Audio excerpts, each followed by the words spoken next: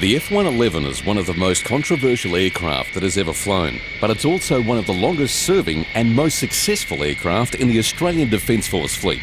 As the life of this jet draws to a close in the Royal Australian Air Force, this is the story of one of the icons of the skies above Australia and beyond, the F-111.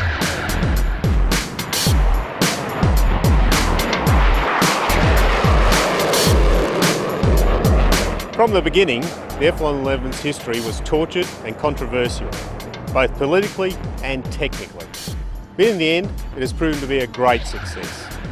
In the early 1960s, 1963 to be exact, the Australian government decided to buy 24 F-111s straight off the drawing board, which was the first of many controversies, usually resulting in delays in delivery and enormous cost blowouts.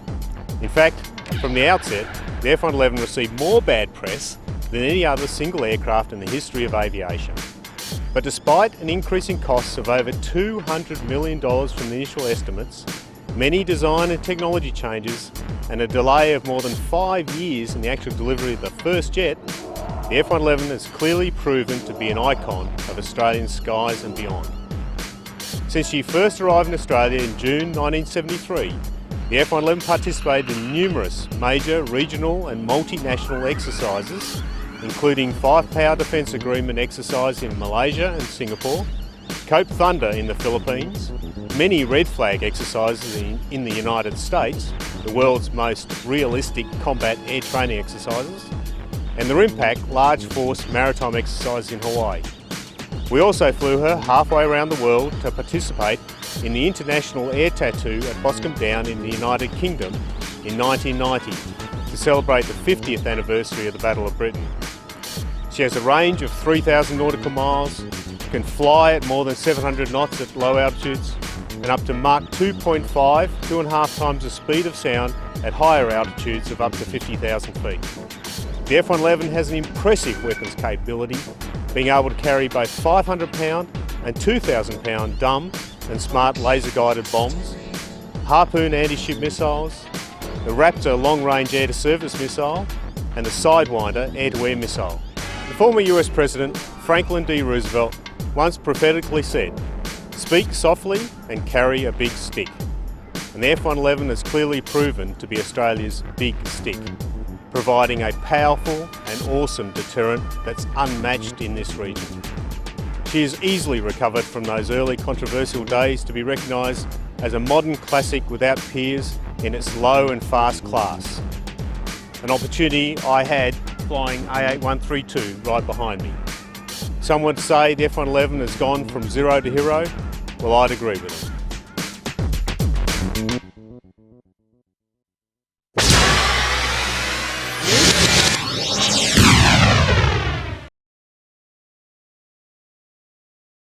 On the 19th of November 1963, US President John F. Kennedy, Australian Minister of Defence Athol Townley, and US Defence Secretary Robert McNamara shook hands in McNamara's Pentagon office over the Australian decision to buy the F-111 off the drawing board. A bold decision, as it would be over a year before the first pre-production F-111 flew on the 21st of December 1964.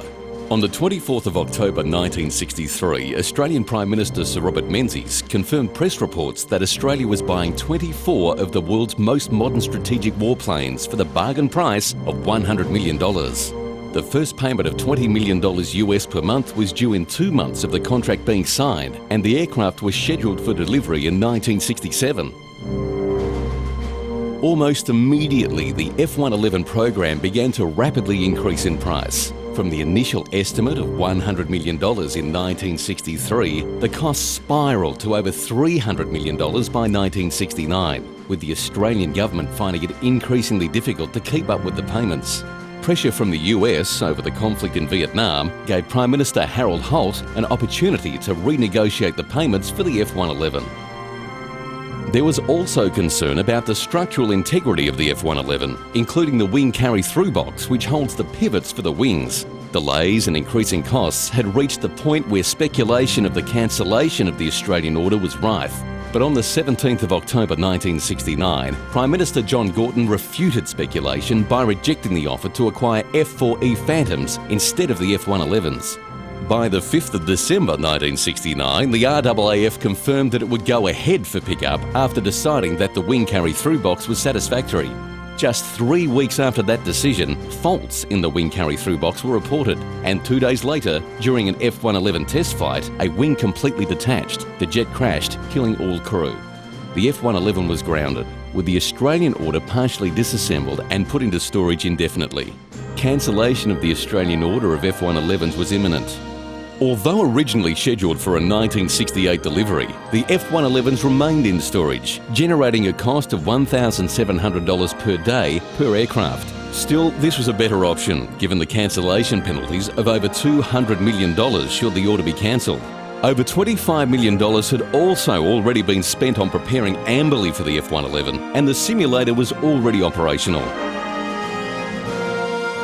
Eventually, however, 24 F-4E Phantom IIs were leased by the government for use at Amberley as an interim measure until the F-111s were ready.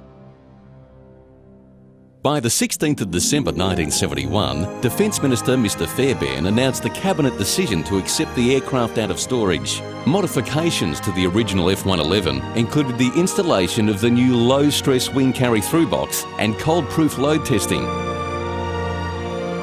Australian aircrew and maintenance personnel were once again readied for training in the United States. By the 4th of October 1972, much to the regret of most aircrew, the last 6 Squadron F-4E sorties were flown. By January 1973, aircrew were once again in the US for training in preparation for the delivery of the long-awaited F-111. Finally, after 5 years of delays, the first 6 RAAF F-111s arrived in the skies over Amberley on the 1st of June 1973 at 11:23 AM local time.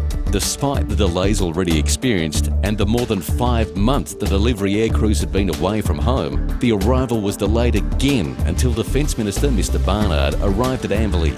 This relatively short delay caused some anxiety for the 6 aircrews as they had low fuel reserves, having flown from Pango Pango on the last leg. When they finally arrived, Mr Barnard stated, "I'm sure this aircraft will be flying well into the 80s and beyond." No one present would have guessed that that beyond will now be 37 years after that date. The aircraft had arrived 5 years late, having been ordered off the drawing board 10 years earlier. During that time, Australia had seen 5 Prime Ministers and 10 Defence Ministers.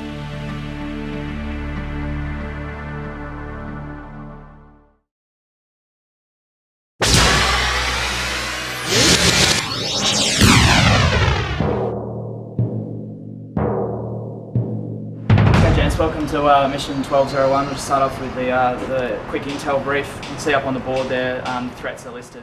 No mission, or sortie, is conducted without thorough planning and briefing. With the use of detailed information from intelligence staff, aircrews are provided with the details of the target and any enemy defences. South of the main target area. Here we have a view at 7,000 feet, much more detail now. We're starting to get an idea of the view of the targets that we have available. Tactics are then developed with the aircrews to ingress, strike and egress the target, with consideration given to the weather, air traffic control, other aircraft participating in the mission and any other intelligence available. 251, 45. Thanks. Good afternoon, gents. Welcome to the mission brief for Mission 1201, the call sign Savage for us. Inventory, TACDOMs, we'll have a code card for the package. You'll have all the standard nav products and your imagery for the target. I'll get the right-hand seaters to grab tapes on the way down at our brief from Ops. Mission overview is as per we saw in the cohort brief downstairs. So we'll be looking to push out to a 4-ship, in a 4-ship to the Marshall. The Marshall there joining up with the rest of the package, call sign Colt primarily as our sweepers. Once we push, we'll go down low, looking to ingress low on TF below the radar, and then forming up to do a pairs toss into the target area. So that'll be 2 pairs in trail there through the target, and then we'll stay low, egressing back to the Marshall. Such intelligence comes from a variety of sources, including photographs taken by the F-111, the photo reconnaissance version of the jet, which is fitted with cameras specifically designed to gather intelligence for missions. Look for DT tasking. Once planning is complete, the operations desk advises aircrews of their assigned aircraft tail numbers and the status of these aircraft. Missile capability out in the AO. Once the briefing and planning process is complete, air crews proceed to the flight line, the area set aside for the jets to undertake routine between-mission maintenance. On the way to the flight line, the air crews visit the life support section, where they collect, check and don their life support gear. This includes G-suits, immersion suits, life vests and of course helmets, all of which are designed to protect the aircrew both during flight and, if necessary, in emergency situations.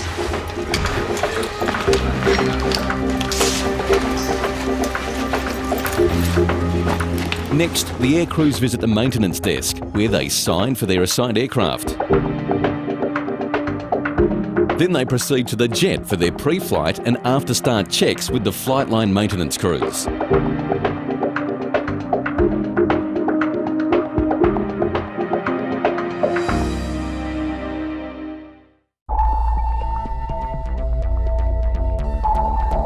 Now at the jets, the air crews climb the ladders to the cockpits and carry out the initial checks to ensure the power is off and the crew module ejection handles are operational.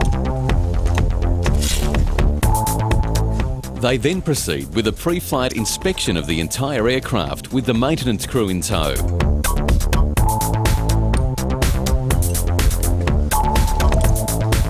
As part of this, careful focus is given to everything from the pitot probe at the very front of the jet, down the body, all the way to the aft.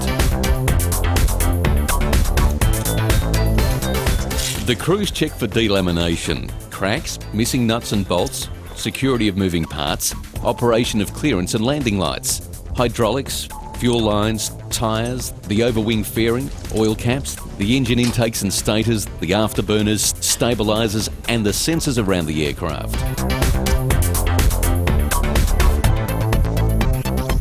Once the aircrew is satisfied with the condition of the jet, they climb aboard, start it and proceed to carry out the after-start checks, which are largely automated by the jet's onboard computer system.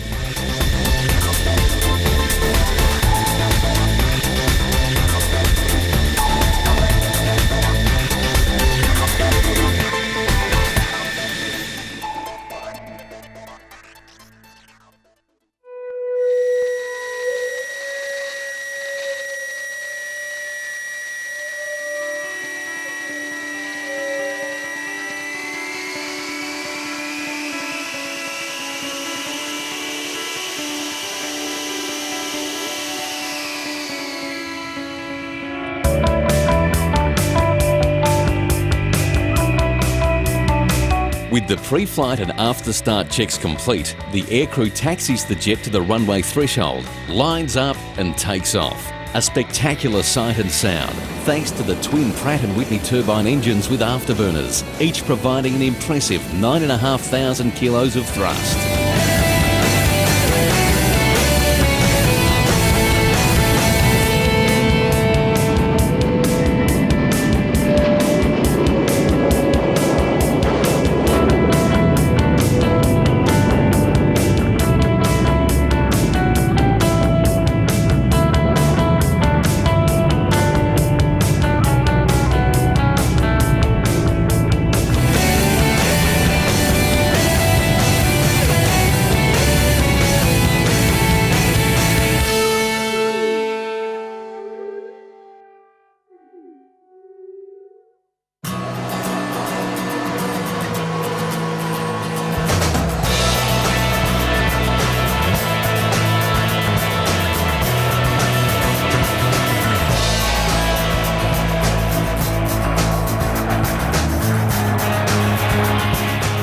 The F-111 employs terrain-following radar, helping avoid enemy radar by allowing the jet to fly low, fast and close to the surrounding terrain.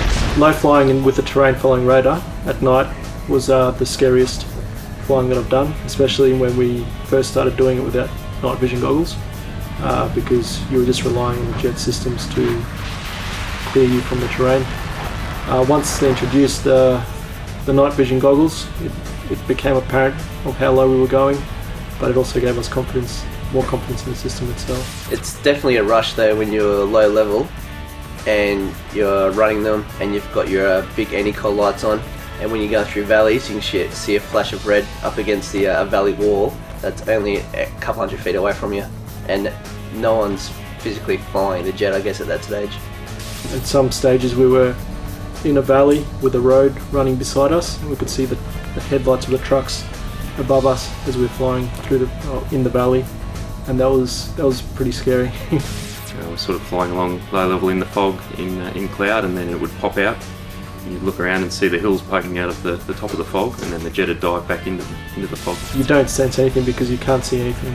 So it's just pure adrenaline and rush. Being able to fly in cloud day or night in IMCs is just a lot of fun. Some call it scary, stupid, exciting, any of the above, but I think it's a bit of a rush.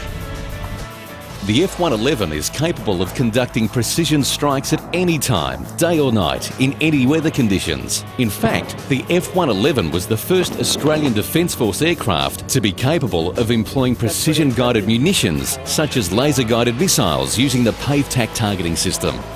This system is so accurate that a bomb can be targeted to hit a particular office in a large building, and this placed the F-111 globally at the forefront when it was introduced in the 1980s. We've seen the F-111 go from a dumb bomber with 3-4 bombs, albeit carries a hell of a lot of them at 24 500 pounders, but the aircraft's gone from a dumb bomber to laser-guided bombs right through to 50-mile range harpoon anti-ship missiles and TV-guided missiles. The TV-guided missile is just phenomenal. There's a camera in the front of the missile that the navigator controls the missile through that via a data link. And the last thing you see as you approach the target is the camera and the bombs slamming into the target. Of course, with any such aircraft, there's always a risk of something going wrong. The F-111 has a unique crew module that can be ejected from the aircraft in emergency situations, as Wing Commander Alan Kerr explains. When the F-111 was designed back in the 1950s and 60s of the last century, there were some revolutionary engineering features, and one of those was the crew module. The whole module separates, the whole cockpit separates from the aeroplane, and that was designed that way to so that the air crews, if they had to eject at high speed, would not be exposed to the airflow. High airflow can do a lot of damage to the body. Now, I can speak to you about this because I actually survived an ejection from the F-111 in New Zealand on the 24th of August 1979. What happened was we were number 3 in a takeoff of 4 aeroplanes, and there was a huge puddle of water on the runway. It had been raining for 3 days. We were not aware that there was a puddle where it was, and the nose wheel sprayed all this water straight down the intakes when we hit this puddle. The other 2 jets had avoided that puddle. We hit it, and both engines flamed out. We couldn't get the engines going again. The runway was wet. We couldn't stop the jet, so ejecting was the only option. And I actually pulled the ejection handle right on the end of the runway. When you do pull the handle, there's a 1/4 second delay. In that time, the guillotines cut the flight controls, cut all the electrical cables, explosive charges separate the module, and then the rocket motor fires. Let me tell you, that 1/4 second seemed like an eternity. What a marvellous system.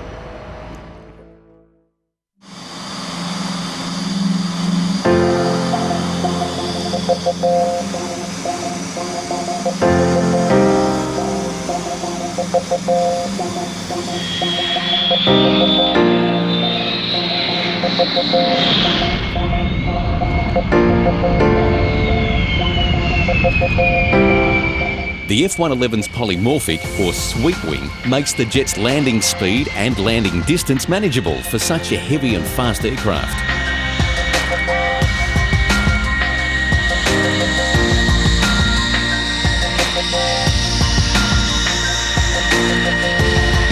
Significant coordination takes place as the jets land to ensure the squadron is ready to receive them and turn them as quickly as possible, ready for the next mission. As part of this, it's crucial for air crews and ground crews to interact and ensure all information is communicated.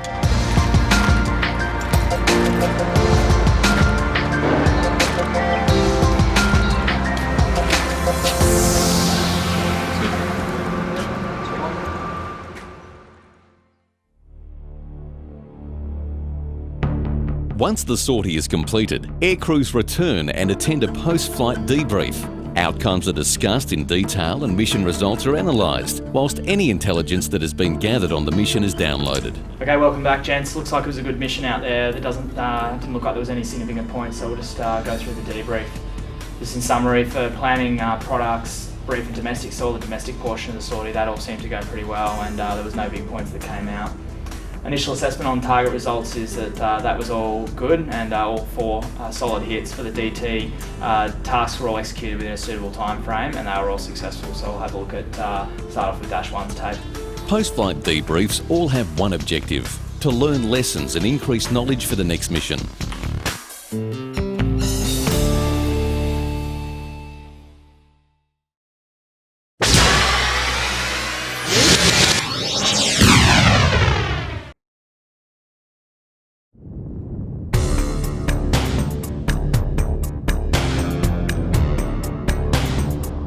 Whilst there's a certain glamour and visibility associated with actually flying the F-111, there are many more jobs and responsibilities that ensure missions are carried out as successfully and efficiently as possible. This includes the maintenance operations that occur almost seamlessly behind the scenes. At the forefront of maintenance operations for the F-111 is the flight line maintenance crews. These crews are responsible for preparing the jets for flight and inspecting them again upon their return. This includes the replenishment of engine and hydraulic oils, fuel and accumulator gases. It also includes inspecting for impact damage from birds, stones and so on, and the arming and rearming of jets between missions. From a day-to-day basis, there is frustration with things that, we have good days and we have the other days. But that's one of the reasons the guys love working on aircraft. Anything that's easy, what's the challenge in that? Keeping an aircraft that's essentially 40 years old, flying, essentially doing the same things it was doing 40 years ago, there's a real sense of achievement to doing that. That sense of achievement, I think, overwhelms the frustration that you feel from time to time when things aren't going as well as you want them to. But it's also that the professionalism of those that have come before you, and the challenge of that, what's passed on from one era to the next, that, we could do it, or they could do it, so we must be able to as well. The F-111 flight line maintenance crews are at the coalface of maintenance activities for the F-111 on a daily basis. And without this operation, missions often could not proceed with the efficiency the squadrons enjoy. At a slightly deeper level than that seen in flight line maintenance, intermediate maintenance involves behind panel inspections and repair. This is carried out in squadron hangars by squadron personnel and often involves replacing components and repairing minor components, but stops short of rebuilds and the like. Some battle damage repair would also occur at the intermediate maintenance level, often with the support of external contractors such as Boeing Defence Australia, TAE, Raytheon and Rosebank Engineering.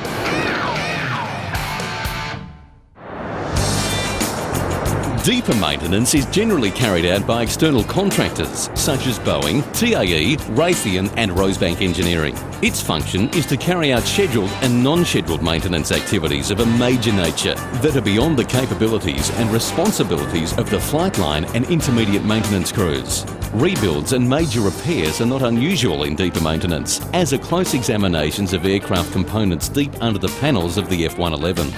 The role of deeper maintenance from a Boeing perspective is based on returning the aircraft to a safe condition for continued operations.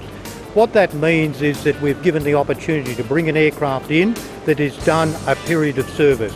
It allows a group of highly skilled technicians to actually tear it down, inspect it, make determination of what needs to be replaced, replace those items, and then return it back to service. While we're doing that, we're also learning about the aeroplane and what we need to do to continue it in service. What our maintenance policies are working, what's not working, how we should be managing it to a planned withdrawal date, and what we should be doing in relation to some of the regular servicings and the component change-outs. TAE provides deeper level, intermediate and other support for the F-111 weapon system through the TF-30 engine, and this may require anything from engine overhauls to base servicing of the engine, to even day-to-day conditional monitoring of engine performance. For instance, oil analysis, vibration analysis, and things like that. We provide that direct support on a day-to-day basis, directly back to the squadron. So our range is quite from one extreme to the other, from deeper level maintenance to a full engine overhaul, down to oil analysis of the engine oil system to provide condition of the engine bearings. Deeper maintenance has been an integral part of the F-111 program, and this, along with the flight line maintenance and intermediate maintenance operations, has helped ensure the longevity of the F-111.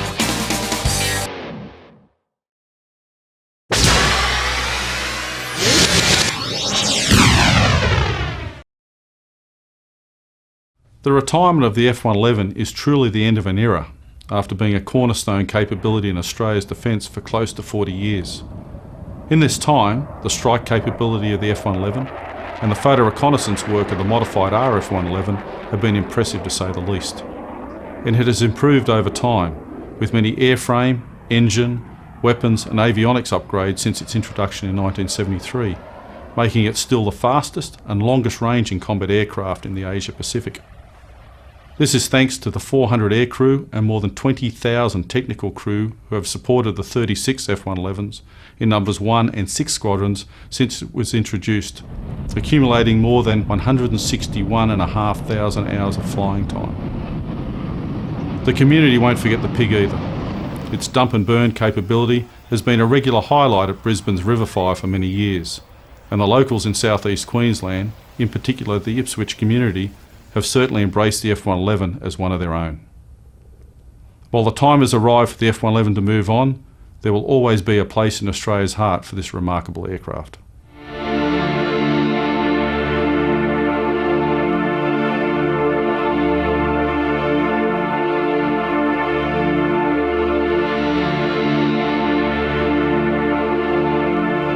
The TFR and the weapons and all the systems on this aircraft, are great, but they're equally matched by the great people that we've had maintaining, modifying this aircraft and supporting it in so many ways, throughout its life. And it's gone right through to the last day. As an aviator, I've been incredibly proud to have been part of the F-111 community and have flown the aircraft.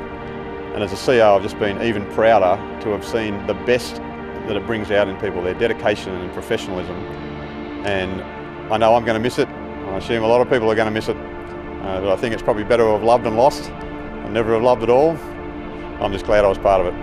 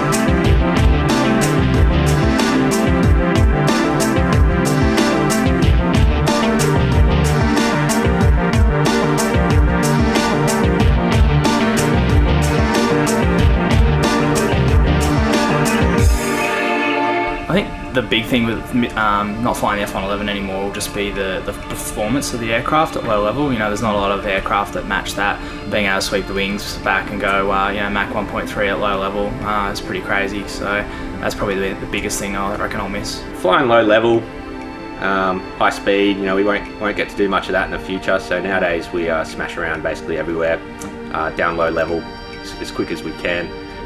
Supersonic at 100 feet is pretty good fun, and we certainly won't be doing that ever again. Just the low flying, I think. I don't think I'll ever get to do that again, especially at 500 knots.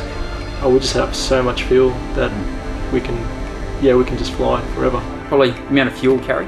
It gives you so much chance to have a lot of fun, go a long way and go fast.